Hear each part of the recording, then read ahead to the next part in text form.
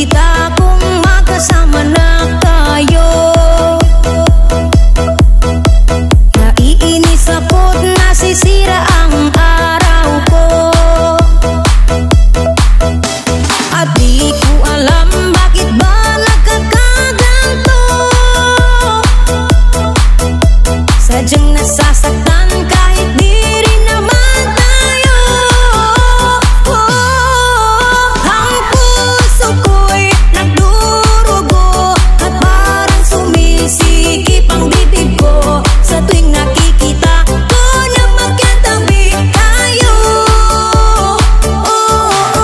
Kahit di naman tayong dalawa, eh lagi na lang pinagseselosan siya. Bakit ba siya at bakit di na lang ako?